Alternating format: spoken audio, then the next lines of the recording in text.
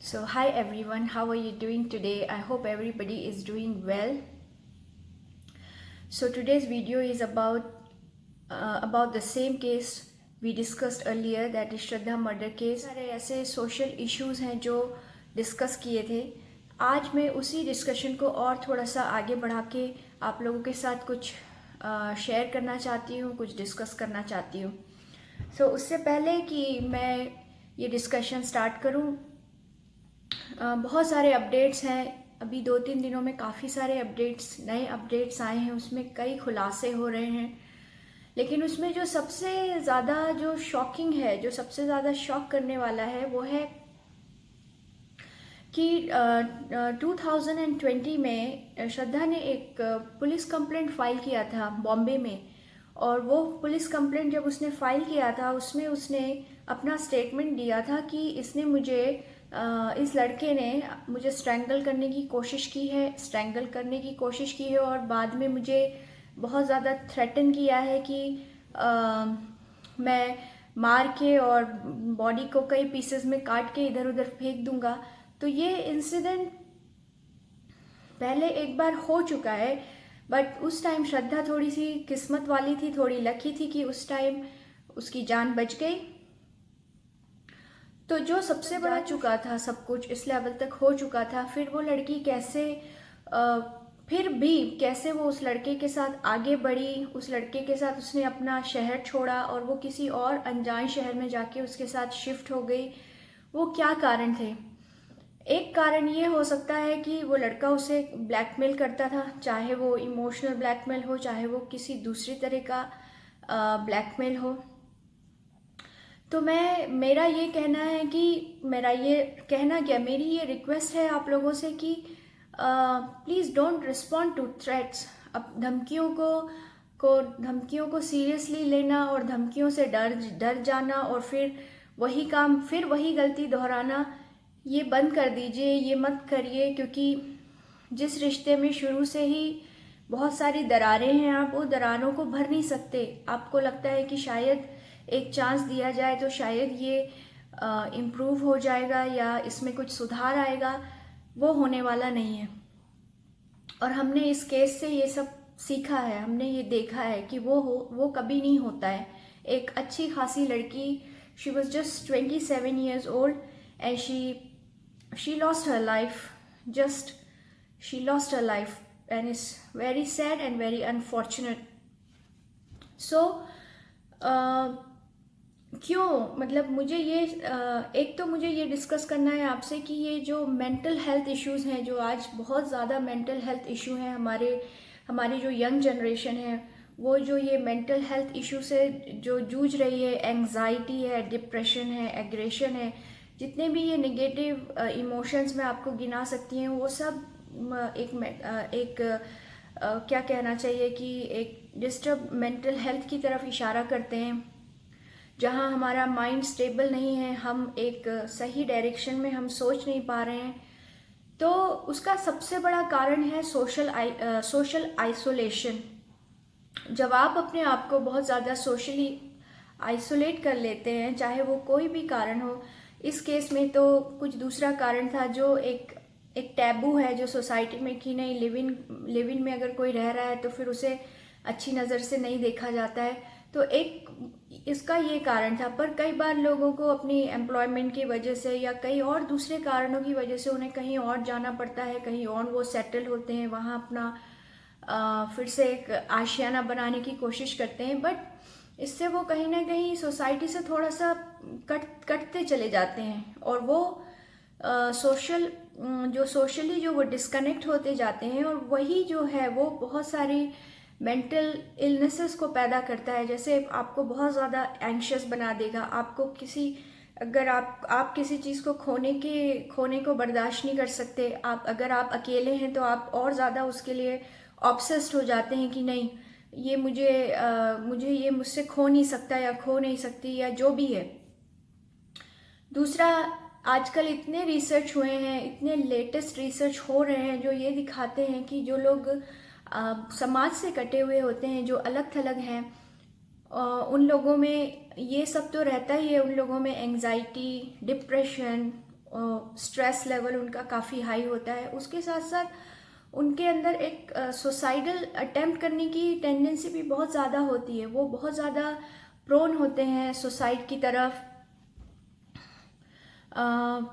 और तमाम जितने भी आप मेंटल हेल्थ इश्यूज़ हैं जो आप गिन सकते हैं, जो आपके नज़र में हैं, वो सारे इश्यूज़ इस एक प्रॉब्लम से जुड़े हुए हैं। तो मैंने अपने पिछले पेरेंट्स से भी और जो हमारे जो यूथ हैं, जो हमारा युवा वर्ग है, मैंने सबसे ये रिक्वेस्ट किया था कि अपने आप को सोशली कनेक्ट करके रखिए।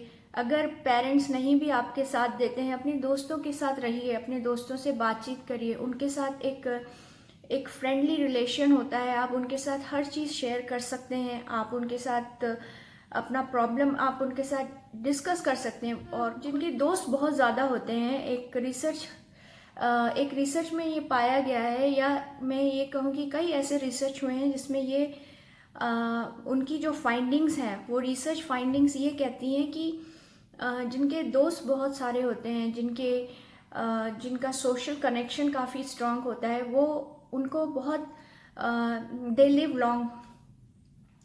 लॉन्ग और उनमें इधर उधर जो भी बीमारियां होती हैं, फिजिकल इलनेस, मेंटल इलनेस, उसके चांसेस जो हैं वो काफ़ी कम हो जाते हैं।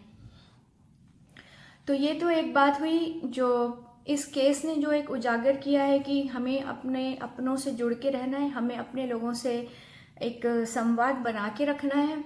और उसके अलावा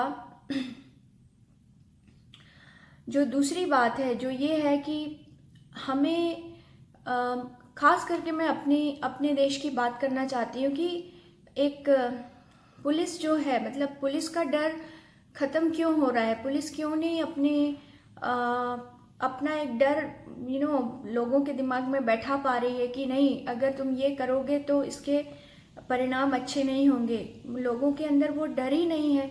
खास करके दिल्ली में अगर आप अकेले दिल्ली में अगर आप देखेंगे तो ऐसे वारदातें आए दिन होती रहती हैं और कितनी होती रहती हैं। तो एक पुलिस डर बिठा सकती है या नहीं बिठा सकती, वो तो एक गवर्नमेंट का इशू है। उस पर मैं बहुत ज़्यादा डिस्कस अभी नहीं करना चाहती हूँ। लेकिन जो हम लोगों के लिए जो एक मैसेज है इसमें, वो मैसेज ये है कि हमें अपने अंदर एक सेल्फ डिसिप्लिन लाना होगा। हमें एक सेल्फ डिसिप्लिन पर्सन बनना पड़ेगा कि हमें बार बार कोई हमारे सर पे ऐसे डंडा लेके कि नहीं ये काम मत करो, ये काम गलत है, नहीं तो तुम्हें पनिशमेंट मिलेगी। हमें उस लेवल से ऊपर उठना पड़ेगा। हमारी सोसाइटी को एक सेल्फ डिसिप्लिन सोसाइटी बनना पड़ेगा। हमें रूल्स फॉलो करने की आदत डालनी पड़ेगी। जब ये सारी जो समस्याएं होती हैं जो ये सोसाइटी से जुड़ी होती हैं, अगर ये समस्याएं, अगर हमारी सोसाइटी खुद इसका इनिशिएटिव लेना शुरू कर देगी तो मेरे ख्याल से पुलिस तक बात काफ़ी कम हो जाएगी और काफ़ी बाद में जाएगी। अगर हम हमारी जनरेशन को एक डिसिप्लिन में रहना सिखा दें, उनको रूल्स फॉलो करना सिखा दें, तो शायद हमारी सोसाइटी काफ़ी डिसिप्लिन होगी। तो एक ये इशू था जो मैं पिछले बार आप लोगों से डिस्कस करना चाहती थी। और जो तीसरी बात है जो मैंने अपने पिछले वीडियो में कहा था कि what about our spiritual quotient. If you talk about spirituality, तो स्पिरिचुअलिटी का ये मतलब नहीं होता है कि आप 2 घंटे 3 घंटे आप बैठे हैं भगवान के सामने और अपना माला जाप और जो भी है वो सब कर रहे हैं।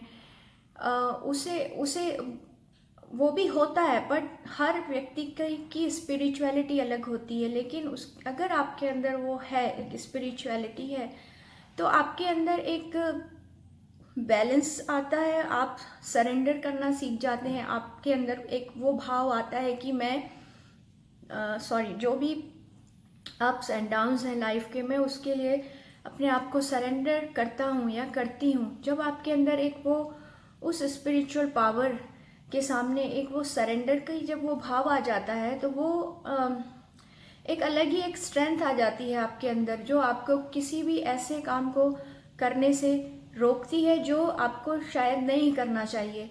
तो अपने स्पिरिचुअल क्वोशंट को बढ़ाइए, चाहे कैसे भी बढ़ाइए। कई लोग बहुत धार्मिक होते हैं, उन्हें पूजा पाठ करना अच्छा लगता है। कई लोग होते हैं जिन्हें उन्हें पेट से बहुत प्यार होता है। मैंने देखा है कई डॉग लवर्स होते हैं, एनिमल लवर्स होते हैं, नेचर लवर्स होते हैं, उन्हें ट्री से बहुत प्यार होता है। कई लोगों को देखा है वो पेड़ के सामने खड़े होकर पेड़ से बात करते हैं। वो एक पागलपन नहीं है, वो उनकी स्पिरिचुअलिटी है, लेकिन वो काफ़ी अंदर से एक उनके अंदर एक वो बहुत बैलेंस्ड होते हैं। तो वो उस लेवल तक वो उनको सोचना ही नहीं पड़ता और एक एक ठहराव होता है उनके व्यक्तित्व में। तो आप थोड़ा सा अपने आप को उस डायरेक्शन में लेके जाइए, उस तरह से आप लाइफ को सोचना शुरू कर दीजिए, तो शायद चीज़ें आप लोगों के लिए बहुत आसान हो जाएंगी।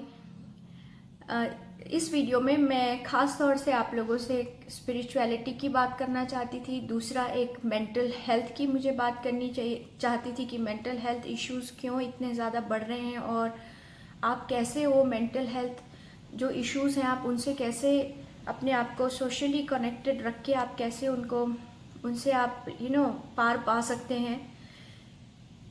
अगले वीडियो में मैं आपके साथ एक यौगिक एस्पेक्ट डिस्कस करूंगी कि आप अपना एक योगा के थ्रू आप कैसे अपनी मेंटल हेल्थ को बेटर बना सकते हैं। आप एक बेहतर ह्यूमन बीइंग बन सकते हैं अगर आप अगर आप उस यौगिक अप्रोच को फॉलो करते हैं।